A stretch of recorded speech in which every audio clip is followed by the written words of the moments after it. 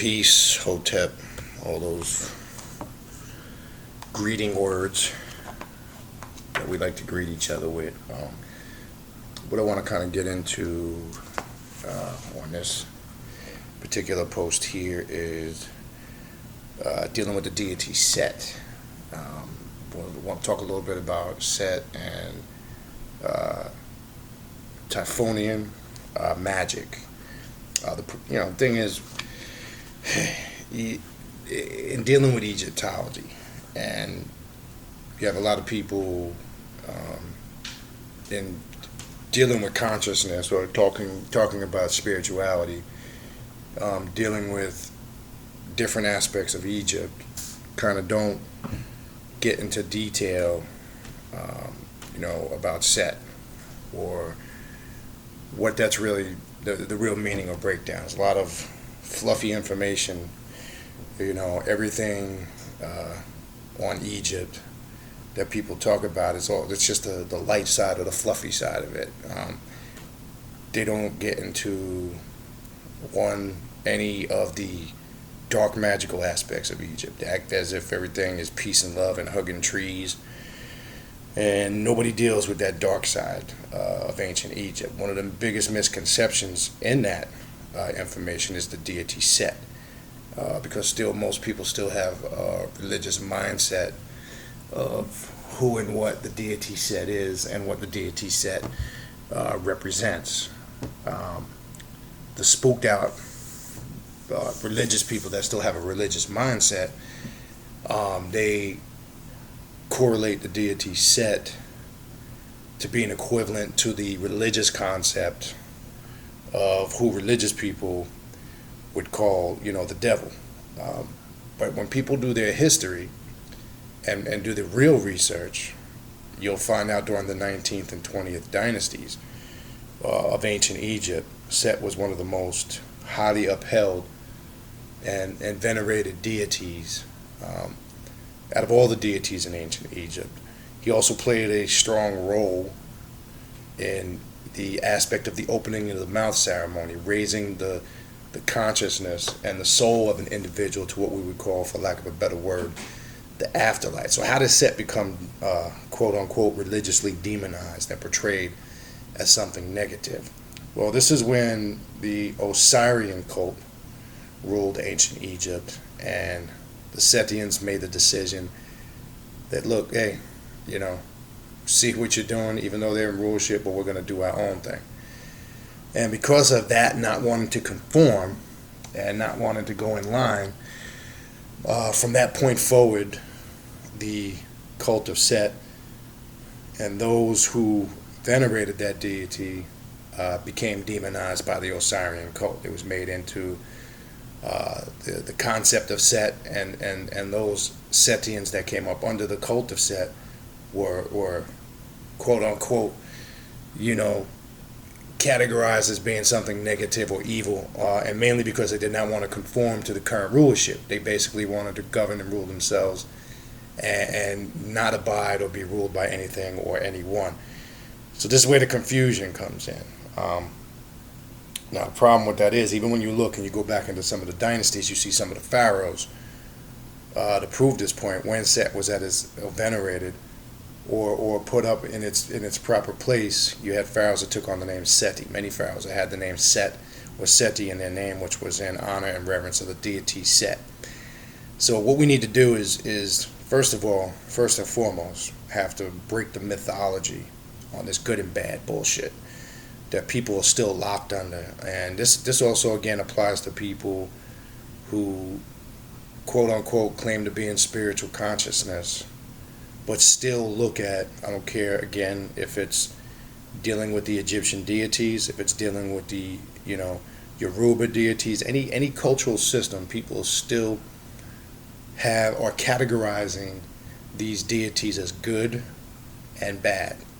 And when on the path of any level of high spiritual consciousness, especially if you are a black magician or a black adept, okay, and you deal with the black arts, you cannot work any of those systems with that type of mindset. There's no such thing as good or bad. Okay, there's no such thing as faith and belief when working the magic or the black adepts or the black art or being a black adept or the black art. You have to remove that completely from your from your consciousness, and those concepts don't even exist. You cannot work proper spiritual magic.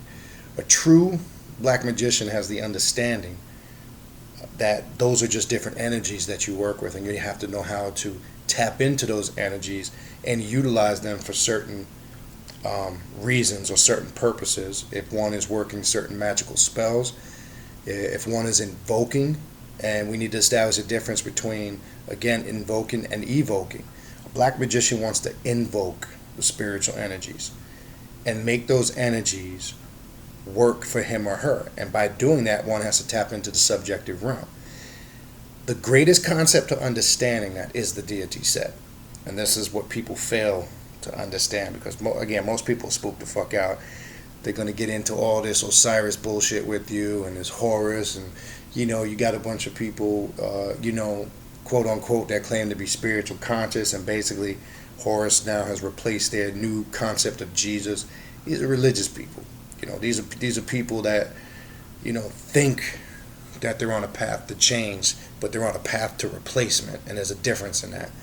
And the path of replacement is basically replacing one concept and replacing it with another that's similar to the previous concept that you have claimed to left alone, which is religion and faith, because you still have a lot of people that deal with spirituality, or quote unquote claim to be Egyptologists, or claim to study the mysteries of Egypt, and they know nothing about it. They just get into all of this historical nonsense that at the end of the day holds no weight. But when you put quote unquote to them, what other than regurgitating and rehearsing all these historical concepts, what from those magical texts can you put into practice and actually apply to change your current environment, to take on your subjective realm and make it a reality on your objective realm?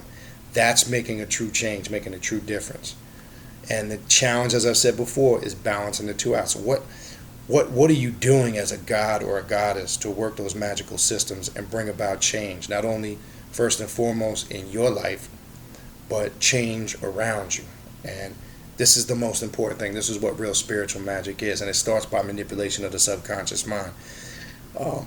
Now, when dealing with the concept of Set, and one aspect of it, Typhonian magic, which is a great magical system or a great aspect of Set to invoke to bring about great change. Now, again, what Set represents is the isolated conscious of an individual. So when one has a Set mindset, and what the archetype energy of the deity Set represents is an individual being able to isolate themselves from everything that's adverse to them growing. And that starts with not conforming to anything or anybody except what applies to you or what works for you. So let's dispel some of the myths first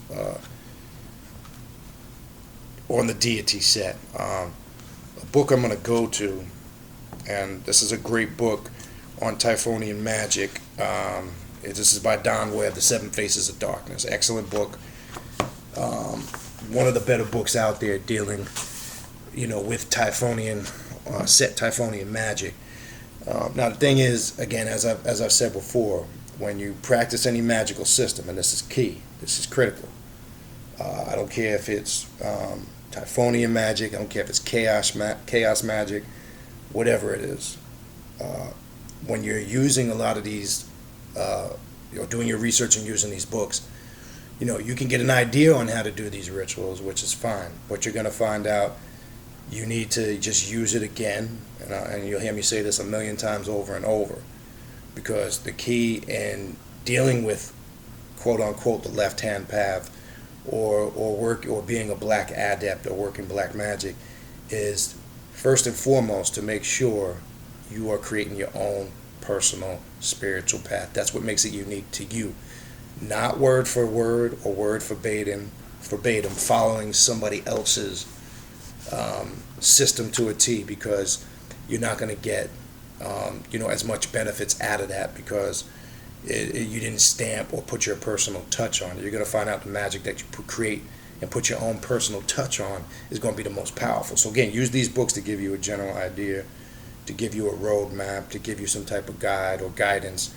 And then as you go through, make the changes, adjustments, and put the touches on the ritual that you need to place there that's going to work and benefit for you, because you're going to see how some of these rituals are laid out. When you have people that write these books, they're laying it out according to how that system worked for them.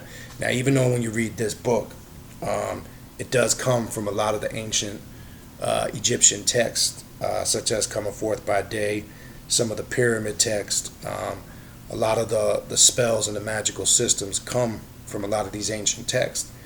But again, you can use that as a blueprint and a guide as you create your own magical system. That's the key. Okay. All right. Here's a saying that it opens with dealing with Set. When you receive a revelation of this one, the one you must know, for you are ignorant of yourself. When you are ignorant of him, you may be filled with fear because of the great dynamics of that place. Then you flee backwards to your body. But if you desire to become perfect, you will remain in that place and still yourself. Okay. The Egyptian god Set went through periods of immense popularity. We're going to dispel some of the myth. Alternating with total denunciation, Set in the pre-dynastic and archaic periods was an essentially positive deity. All right, like as I was saying earlier in the beginning, all that negativity stuff came afterwards, and we'll show you how. Was a positive deity introduced from the east as a god of the extension of existence. He is therefore a god of expanding borders and radical changes of being, particularly birth, circumcision/initiation, death in battle, and rebirth through the opening of the mouth ceremony. When you go back and do the research, and there's one deity people never really explain in totality his role and position in the opening of the mouth ceremony and what it represents, and we'll get into that. Popular among Easterners, his first cult site being Pelusium in the Eastern Delta. His worship quickly spread to border areas where he was identified with local gods of initiation. Two examples of such cult sites are Karga in the south, which has always been primarily a Neolithic culture area, and the Libyan settlement of Ambos, wherein Set was identified with the local god Ash in the Second Dynasty. Set's original worship as nighttime polar deity suffered a decline with the rise of solar worship, dealing with the deity Ra, we're going to get into that, in the Sixth Dynasty. The Great Pyramid of Khufu is one of the last earliest monuments, connected with the idea of a Setian afterlife as well as a solar one. The Great Pyramid had a special air shaft for the king's Akh to fly to the star Alpha Draconis, which is important because this is the star set in the constellation of the Thigh. Principle of the seven faces of darkness. That's where that concept comes from. Now, the reduction of Set. Where does this whole concept come in of the negative evil aspect? Because I'm going to tell you this, 90% and probably more, when you break down the gods of ancient Egypt, most people are spooked out when it comes to the deity Set because they still have a religious definition that's highly influenced subconsciously, whether they're aware of it or not, influenced by a religious explanation, because it's still overshadowed with the definitions of good and bad. And again, I want to stress, one of the important things to understand when working magical systems, there's no such thing as good or bad. They're just different vibrations, frequencies, and energies, and one has to learn to access them depending on what type of magical working that one is trying to put into practice. You can't be effective at doing this if you don't understand. So all that good, bad, God, devil mentality is fictitious. And this is part of the stuff that we've talked about for a while now, what we mean when we say the subconscious mind has to be reprogrammed. Well, that's what I'm talking about. It has to be reprogrammed of all that bullshit that has been fed for so many years. That's what, the spell of illusion is. The spell of illusion that's been put on us pretty much since birth, because most of us, as I said at the very young age when we became aware. We were indoctrinated, whether it was, not purposely by our parents because they were indoctrinated, their parents were indoctrinated. This is a system of illusion and deceit that's been passed down to us from generation to generation. So this is where the black adept comes in. He or she breaks that chain or cycle and doesn't conform to it. This is a representation of the isolated conscious of what we call the deity Set. It's somebody that doesn't conform, doesn't follow, doesn't just do things because everybody else is doing them. It represents an individual that thinks for themselves, that puts into practice what works for them, because you're going to find out some things that work for you ain't going to work for other people, and some things that work for other people ain't going to work from you. That's what having the mindset of the Set energy represents. It's you are the rulership. You are the deity over your spirituality. Nobody is dictating that for you. Nobody is governing that for you. Now I want to make this clear. We also have to get out of this man worship bullshit, this physical worship bullshit, where we look at these deities again as actual physical beings that we venerate and worship. Now, I've also found people that are kind of stagnated in their spirituality struggle with this concept because they claim they don't literally worship these deities, but subconsciously they are, and it affects their spiritual growth. We have to learn that these represent not just the masculine principles if they are depicted as male, but there's always the feminine principle in both aspects. There's the masculine and feminine principles in everything when dealing with archetype deities and energies. But the key is their archetype energies, and they have to be invoked as such, and you have to work with them based on the level of consciousness that they project.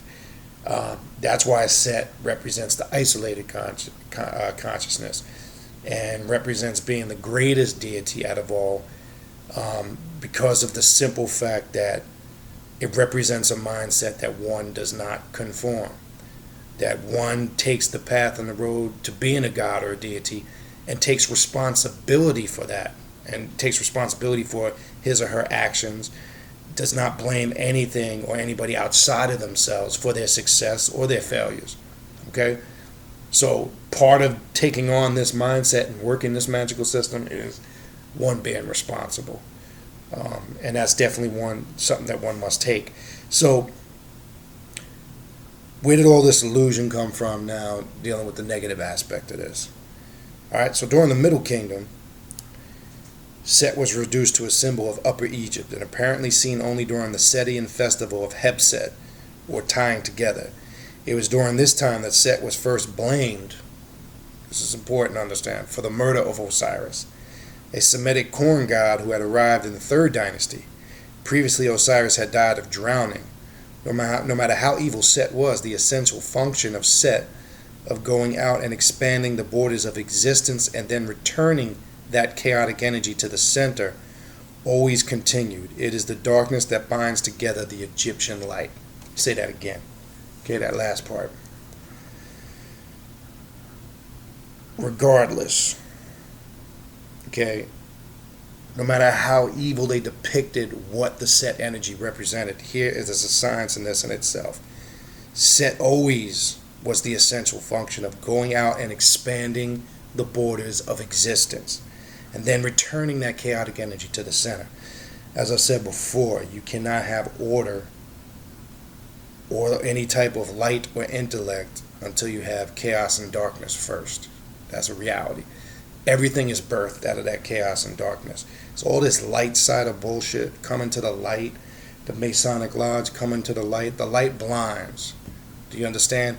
And the real breakdown and meaning of that, it doesn't mean to physically come in, the physical light. It's talking about intellect. That light that shines in the darkness, that the so-called Bible mentioned in the book of John, is the intellect. And it says the light shineth in the darkness, and the darkness comprehendeth it not. Okay? It's talking about the intellect. That's that true light. You understand? People got to understand all of that was birthed out of the darkness and the chaos. And that's what Set represents, that chaos and that darkness. Okay? All right, let's continue on here.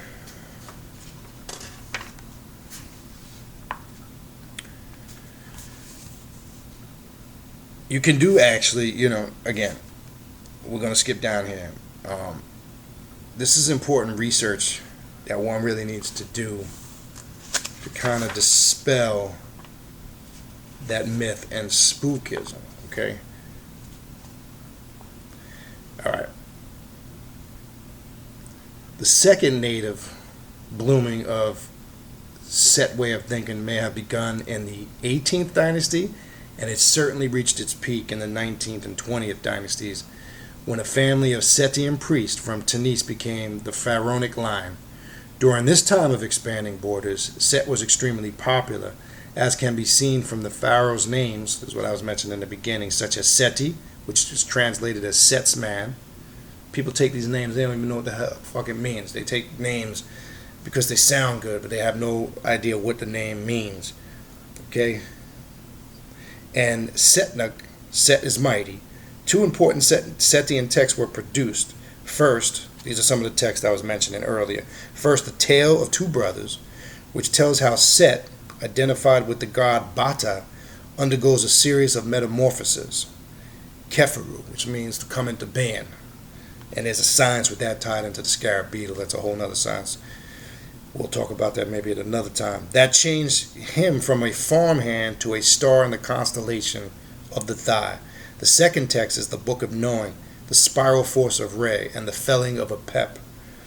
This protective formula, which Ramses III, son of Setnek, inscribed on certain border monuments, shows two Setan particularities. First, it has an unnamed god coming into being in the psychic subjective realm as the god Khepera, which we just mentioned. Previously it had been held at the Neith, a goddess of nature, and had transformed herself into the Khepera beetle, or what we know as the scarab beetle.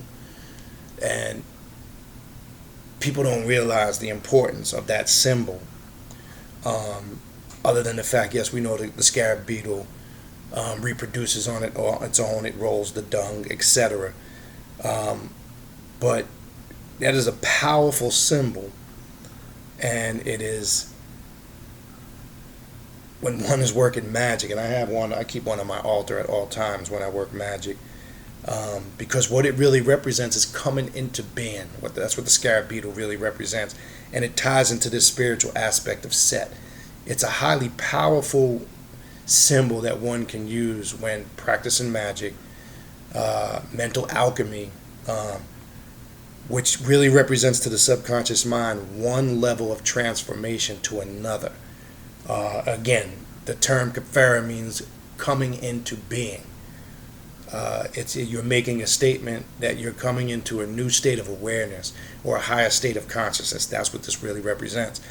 And when one uses that symbol, if you're an adept in the black arts, the symbol of Khepera or the scarab beetle is a very powerful symbol when one utilizes that symbol, especially when working this type of magical system. Alright, so let's continue.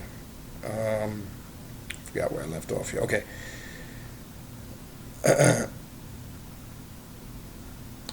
Okay, previously it had been held that Neith, a goddess of nature, had transformed herself into the Khepera beetle. Secondly, the spell gives the magician one of the powers of Set, which is to slay Apep, the dragon of delusion. Okay?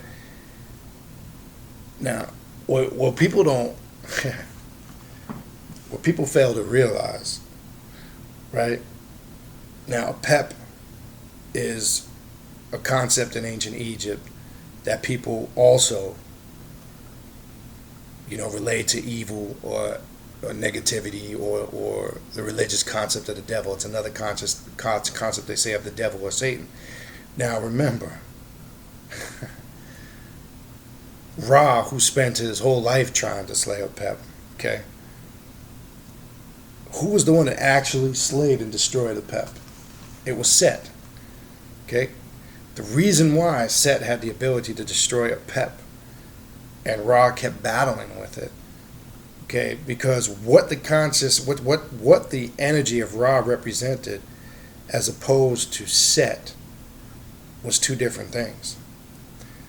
See, one who has a Ra mindset really is working off an agenda, but they're just not conscious of it. And that agenda basically is still that there's good and bad, you know, negative and evil, and all this nonsense. And that's not what Apep represented. It represented being, by slaying Apep, was the representation of being able to control that chaotic energy.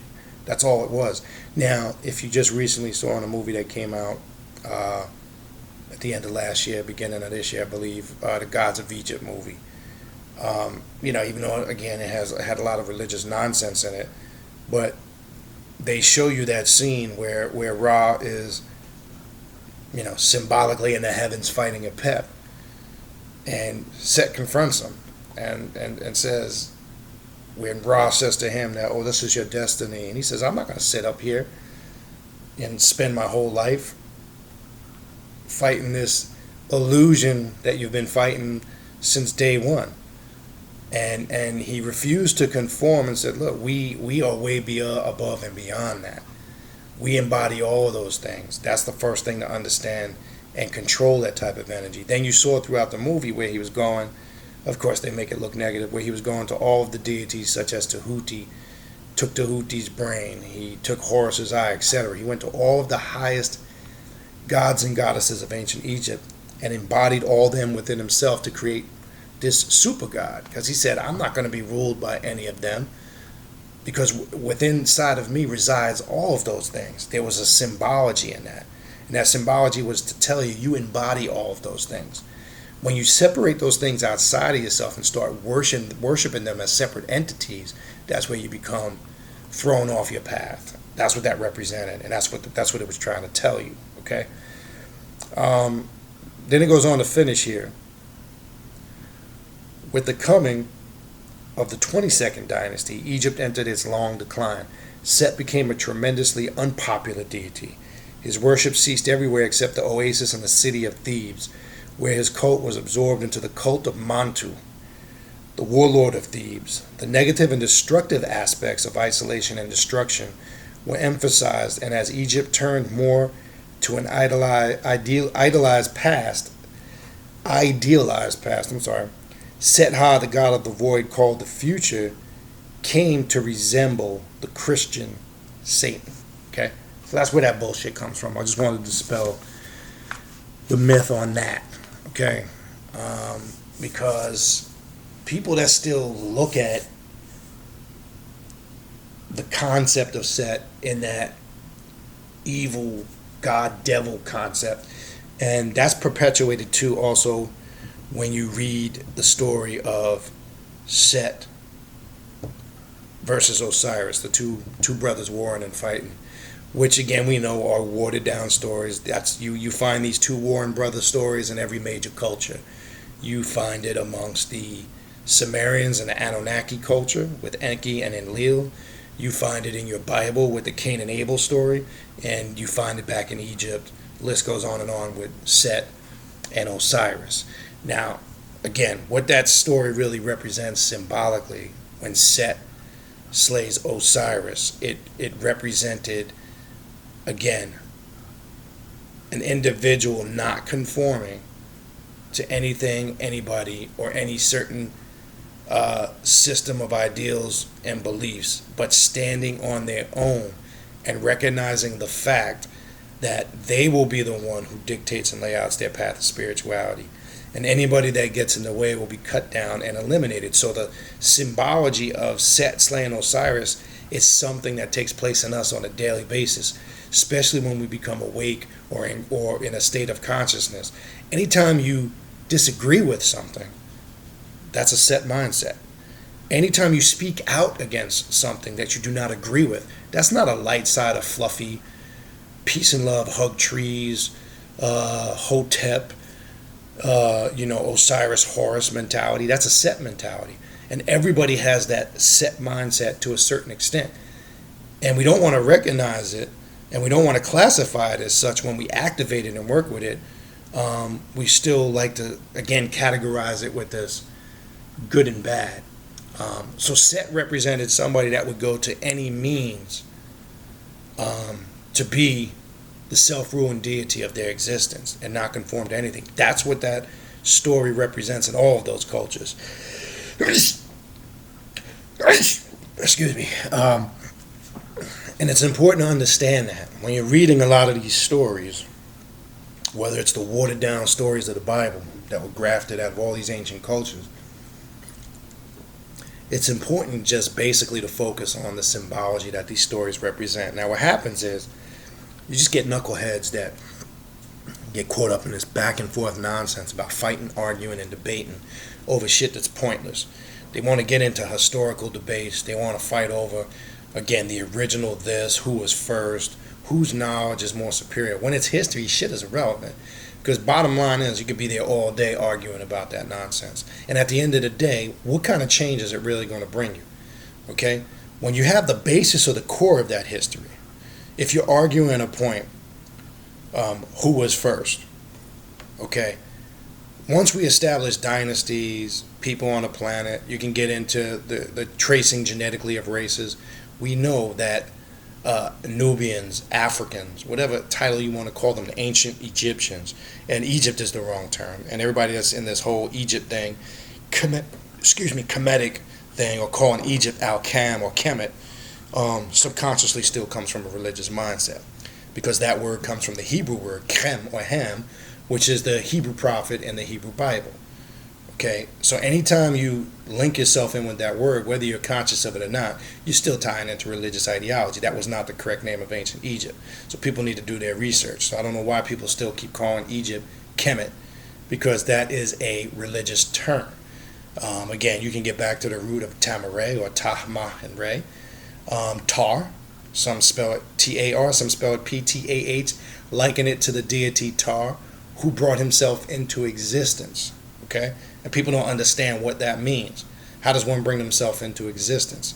Well, it's basically was talking about how everything first is formed on the subjective realm and then brings itself into existence on the objective realm. In order for something to be brought into existence, you have to think it first. This is an action or a system that takes place inside of you on a daily basis. There's another symbology in that. So eliminate all that religious shit, Chem and Kemet and all. That's religion. Because it's still connecting you to the Hebrew aspect of the Bible, whether you want to accept it or not. So getting into all that historical shit, it only serves a purpose to a certain extent. But how can you take the information and apply it to bring about a great change within yourself and around your surrounding environment? That's the key. Okay? So what Set Typhonian magic represents, you can access Set for a bunch of different things and work a lot of these magical formulae found in those texts that we were discussing earlier. There's magical spells in there for if you want to work things for romance, if you want to work things for just pure sexual attraction, if you want to work things to stimulate and enhance your consciousness, if you want to understand the mysteries of life and death, if you want to tap into the afterlife, if you want to basically work with certain energies to obtain an increase in finances. All that stuff can be done by working certain spiritual rituals that bring about change. Not no spooky ass bullshit. This ain't no light a candle and I'm gonna get $1 million gimmick. That's not real magic. Real magic is tapping into your subjective realm, going into the inner depths of your subconscious mind, and taking that and affecting your objective realm, being able to have an effect on your objective realm. And the objective realm, as you see, it has root in the word object. It ties into your physical realm. Okay, that's all it's talking about. You have the objective, which is the tangible or physical realm, and the subjective realm, where you create your realities on. You understand? Your mind brings universes and things into existence on a daily basis. When one is able to tap into the potential of that, that's how one is able to work and create real magic and bring about great change in themselves. And that's what Set Typhonian magic really represents. So I would recommend people to do their research on that. And again, I'm going to say this again, and I'll say this a million times. You're going to find out as you really start studying and you really open your mind. And when I say open your mind, I'm not just saying that cliche-wise, because everybody says, to understand things, you got to have an open mind. I'm talking about really open your mind. And you're going to find out everything that you were told for all of these years that was negative were the things you should have been gravitating towards. They were told to you they were negative for a reason, to scare you away and to back you off of not really looking into them deeper. This is something we gotta look about, because with all the bullshit that we got going on now, in the media, all the stuff we got going on in the world with these police shootings, with all these racial issues being heightened to a high sense, you see the powers that be have an agenda, and again, they're trying to create a system of fear to control your emotions. When one understands the inner mysteries of the subconscious mind, one is not controlled by any of that nonsense. One is able to master them, and as I've said before, you're either part of the experiment or you're controlling the experiment. Well, a black adept or a black magician controls the experiment. They're never, ever, ever a part of it, or never, ever a pawn in it. And you're going to find out. This is a dog-eat world, and some people got Alpo drawers on. And that's just the reality. And until you understand how this works, you're either predator or prey. As I said before on last video, you'll never get the full gist of what's really going on. You're constantly going to be living an illusion. You're constantly going to be under a system of deception, and you're never going to grasp what this is really all about. So anyway, having said that, hopefully that touched on or gave you, the core of what this is about. And we're going to start getting a little bit more in depth on some of these magical systems. So definitely do your research, and again, create your own spiritual path, okay? So having said that, again, don't forget to tune in to the radio show on TalkShoe.com. That's Awakening Universal Minds radio show with myself, Brother Beniti, my good brother Ravana Noon, and my good brother Sargiti. Tune in to hear us every Thursday night at 9 o'clock on TalkShoe.com. You can find the links right here on this page right here, and you can go to the Mother Nubia and Google page. The links are on there every week to the radio show. Again, for those in the Miami area, I will be doing a class on Saturday, September 3rd at 7:30 p.m. Again, it's free, no charge. Feel free to come out to that event if you would like information on that event. I'll be out there with a ton of books. We drum. We do a bunch of stuff out there. We have a good time with it. It's a good time for those that have been there. They'll tell you. In addition to the class, we kind of get together and we jam. Get on the drums, the djembes, the congas, any type of African instrument you have, bring it out. And we tend to jam on it for a little bit at these classes. So feel free to come to that event if you're in the area or want to come to the area. That's Saturday, September 3rd, 7:30 p.m. You can email me at khnum19@gmail.com. I'll send you the information over for that. And again, for some of the people that have been contacting me for spiritual consultations, I definitely appreciate that. And for those, I do the consultations. If you can't physically get to me, I do it via the Emo app, which is kind of like a Skype or FaceTime, or straight over the phone. It can be done straight over the phone for people that might be in other states, other areas, because I'm doing that right now for several people. Just to put that out there, that can be done if you cannot physically get to me, and do it face to face. So it can be done via the Emo app, which is a free app you can download on your phone. Again, it's a FaceTime app. It's a great way to connect. I actually like it better than Skype personally, or just straight over the phone. You can contact me if you want information on any type of spiritual consultation or reading. Again, at that same email address, khnum19@gmail.com. All right, having said that, I think I covered what I wanted to cover for this week. So the last thing I'll leave you with, do your work. Okay, reading, about it, listening about it is only going to take you so far. But the question you need to ask yourself, how much of this information you studying or you putting into practice on a daily basis? So again, do the work, live the experience, stop reading about it, stop just talking about it, and stop listening about it. Be about it, all right? That's all I got for this week. I will see you on the next post. Whatever that topic is, you know me, I just kind of go week to week. I don't really plan it. As you see, I just last minute forgot. I didn't do a class yesterday. So I'm just up here, and it's almost 3 o'clock in the morning Eastern Standard Time, and I just decided just to. My instinct told me to just to get up, do this video. That's all. I don't really plan this shit. This was what was on my mind. This is what the Spirit said that needed to be communicated, and that's all I do. So whatever comes up next week comes up next week. Couldn't tell you what that is. Peace.